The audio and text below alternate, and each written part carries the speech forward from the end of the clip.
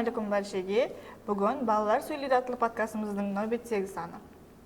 Бүгін біздер жасалма интеллект хақында сөйлесетін боламыз. Сіздердің өміріңізде жасалма интеллект ахметлі ме? Білеміз, қазіргі күнде еліміздің рауажануымен бір қатарда, осындай құрметті президентіміздің өзі де осы жасалма интеллектті рауажандыруға үлкен етібар қаратпақта. Соның нәтижесінде білеміз, жасалма интеллекттің қазір көптеген нәрселерді істеуге болады. Осы жасалма интеллекттің арқасында қазіргі күндегі жастарымыз сол заманауи кәсіптерді үйреніп, сол жасалма интеллекттің тәсірінде өздері жасалма интеллекттен видеолар істеп, әртүрлі фото видеоларды істеп, оларды монтаж етіп, өздері үшін қосымша дарамат тауып жатыр десек, адаспаймыз. Оның жасалма интеллекттің рауаждануы дұрыс, бірақ айрым уақыттарда егер оның керісінше тарапіне алып қарайтын болсақ, жастарымызды меніңше сол еріншектілікке алып келеді деп ойлаймын. Себебі, мәселен, сол ChatGPT, Gemini, әртүрлі жасалма интеллект, сүні интеллекттерді солардан пайдаланып, жастарымыз мәселен өздерінің күндегі істейтін үйдегі оқу сабақтарын тапсырмаларды соған істетіп, өздерінің мәселен еріншектілікке алып келеді деген пікірдемін. Дұрыс, рауажданғаны жақсы, бірақ оны не десек болады, өздерімізге туры дұрыс мәністе пайдаланып білуіміз керек. Дұрыс қолдана алуда үлкен ахметке ие дейді. Дұрыс пайдалануымыз керек. Өзімнен келіп шыққан халда менің Ярышма Белоруссия мектебінде оқып, искусственный интеллектті қызығып, сөйтіп, судан видеолар қылып, мемлекеттілік жұмысқа кіре алдым. Жүда әжайып.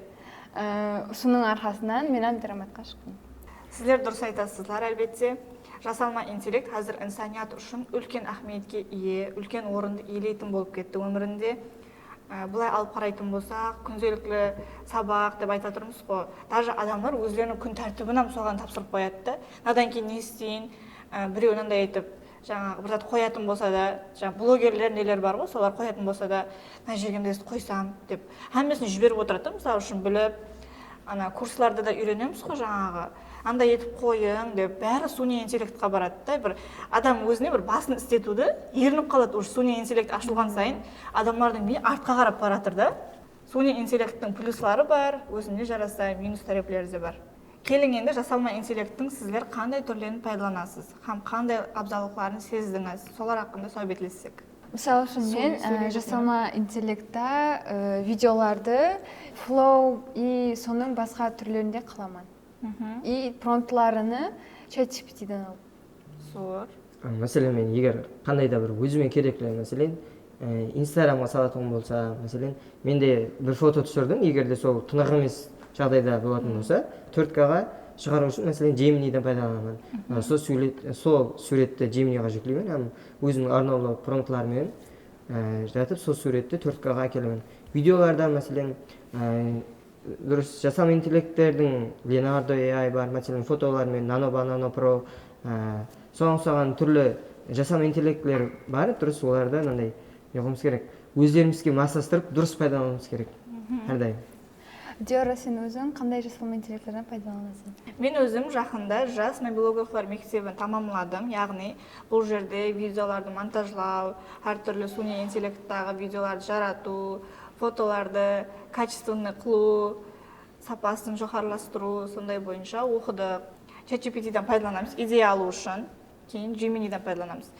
ChatGPT көп андай мағлұматларды қате береді, ал Gemini сіздерге плюс айтып кетейін, hamma мағлұмат, даже видео түсіретін болсақ, сценарийді таярлап береді сіздерге керек болса.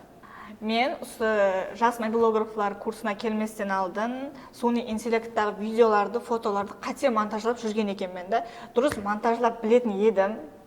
Инстаграмнан, телеграмнан, әртүрлі сайтлардан көреміз. Егер біздер сол кәсіпті тереңнен үйренбесек, яки бір қызығушылығымызды арттырып, сол хақында мағлұматлар жинамасақ, бір белгілі бір нәтижеге ерісе алмайтынымызды сездік. Себебі пайдаланып көрдім, промптың қате жазылып кетеді, жаңағы әртүрлі бір зат жазамыз да, мысалы үшін маған фотоны мынандай зат қылып, адамнан өшіріп бер дейміз да, ол адамның полный бәрін өшіріп жіберген уақытлар болды.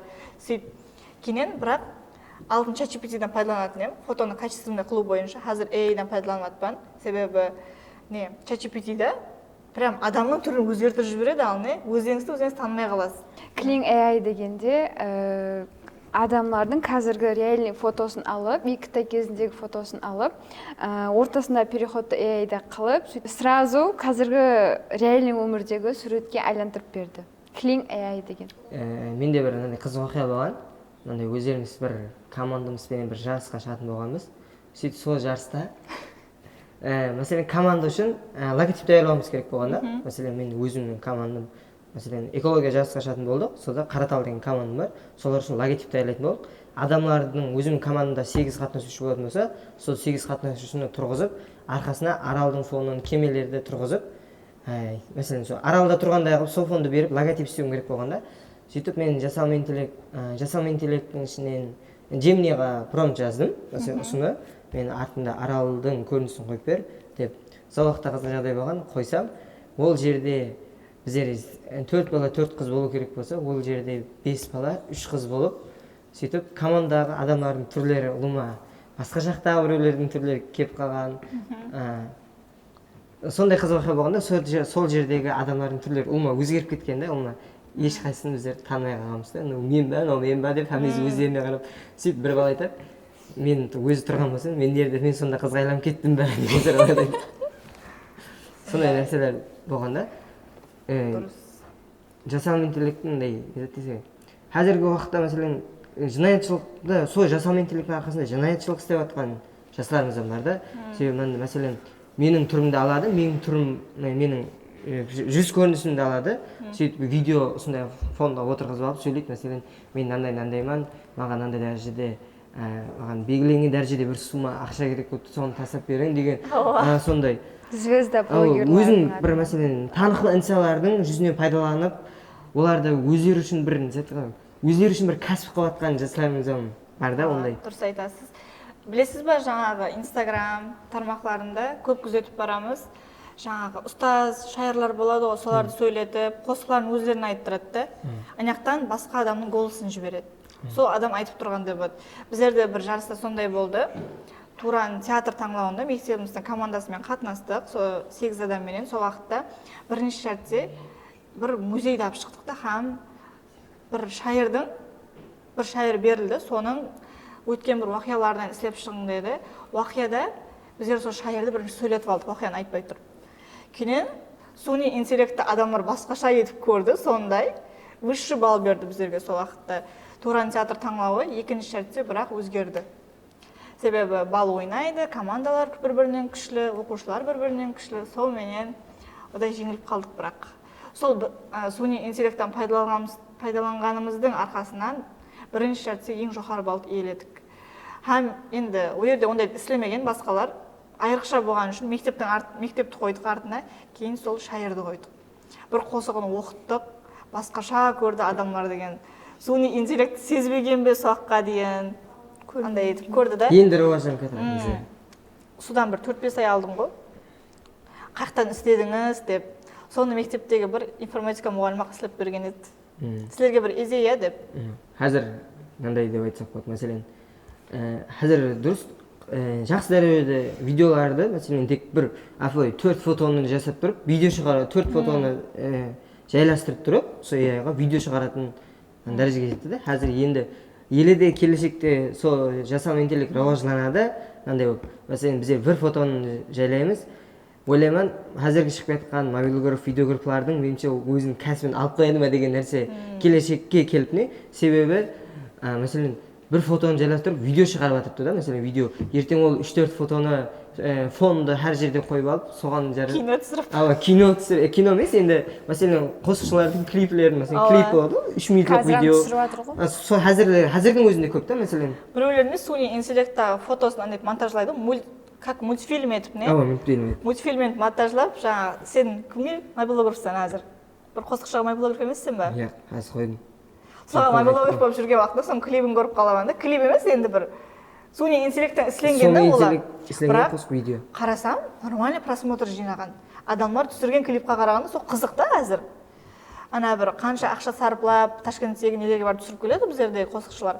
Ал анау просто суни интеллектті ісілеген, Мукарраманікі айта берейін. Нормально атып кеткен да Инстаграм, Телеграмлардан. Мынандай уақытта болғанда, мәселен, қазір либо қалеген нәрсені алатын болсақ, мәселен сол зат мәселен жасанды интеллект шықты ма, соны халыққа көрсетіп берсек, халық бірден шығып жатқан кезінде мәселен сол атып кетеді да, дәрі халыққа бірден қызық болып қалады да, мәселен сол шығып басылған кезінде просто точканы қойып күлу керек та. Дұрыс, олар шыққан уақытында шығарды, соны интеллектті адамдар білмейтін уақытта, көрмеген уақытында. Қазір астанам көрмеген затымыз қызық бізерге. Көріп көзіміз шаршаған уже бар ғой, клиплерден, андай бірге ойнап жатқан нелерден шаршаған. Жаңағы айтып жатыр ғой, соны интеллекттің видеолары, жаңағы балалар жүгіріп кетқанлары андай бірден шеттен шығып қалатын. Жаңа не еді, промптларын өзгертіп жіберіп, ана жерлерінде сөздерін басқаша қылып жіберіп, соны қызық көреді қазір. Андай мультфильмларым шығып кеткен, жаңағы Инстаграмда сериалдар шығып жатыр. Сериал шығып жатыр уже. Жасанды интеллекттің сериалы. Тарих, историяны краткий қылып, соны Instagram рилстарда тарқатып отыр. Адамдар содан көбілеу біліп жатыр историяны. Бұрынғы тарихты, ауа. Негізі осы плюс негізі жастарға да, неге де. Себебі соның промптларын астына жазып қояды, егер кіріп қарасаңыз не, кейін соны сіздан істеп көрсеңіз болады. Промптын ChatGPT-ға жіберіп, жаңағы Gemini'ға, басқа программаларға жіберіп, сіздерім соны істеп көрсеңіз болады. Олар промптларын астына жазып қалдырады, негізі көп сондай видеоларды ахемет беріп қарасаңыз. Жасанды интеллекттің өзіне үйренуге болады. Мәселен, Gemini'ді сұрау бересің, мәселен, мынандай мен видео істей жақпан, мына фотоны тыңдастыра жақпан дегендей сұрауын беретін болсақ, өзі бізге тізімін шығарып береді.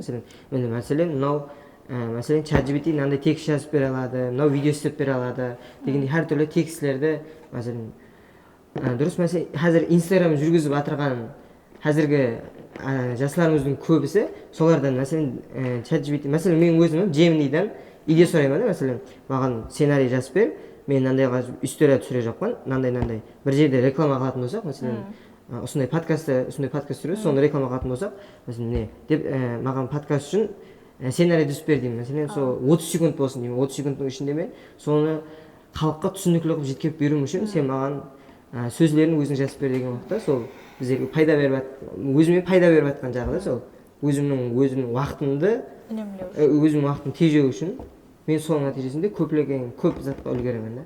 Сол бір жасанды интеллекттің арқасында. Ана ChatGPT-де шығып басылған уақыты бар ғой, сол уақытта хаме вау деп қарады оқушыларымны. Бір айтпай біреулеріне мен шығып қараған уақытта ахемет бермейтінім. Қойшы, бір зат шығар деп. Кейіннен қарасам, оқымайтын адамдарым сабақ даярлап келіп жатыпты да. Мен қызығып сұрадым, сондай деді. Кейіннен һәм ChatGPT-ге қатысты һәмеге бір игі тапсырманы даярлап береді. Мысалы үшін бір шығарма жазып қойыңыз, һәмеге біреуін тастап жіберген бір күн. Елді мен соны жазбаппын, басым сілеп, кластағы 3 адам жазып келген тұрған. Кім қайып жазды? Себебі мұғалімдерден біледі, оқитын мен оқымайтынды. Кейін сол уақытта ChatGPT түсіндіріп берген сол оқушылар.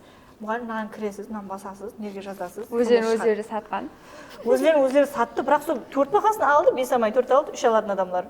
Молодец. Жасанды интеллекттің жақсы советлері де бар, оны қолдана білу керек. Жасанды интеллект дұрыс сізге пайда әкеледі, бірақ сізді еріншектілікке алып келуі де мүмкін, соны ұмытпаңыз. Сіз қандай жасалма интеллект түрлерінен пайдаланасыз? Комментарий бөлімдеріне жазып қалдырың. Кейінгі салаларында көрішкенше сау, саламат болың.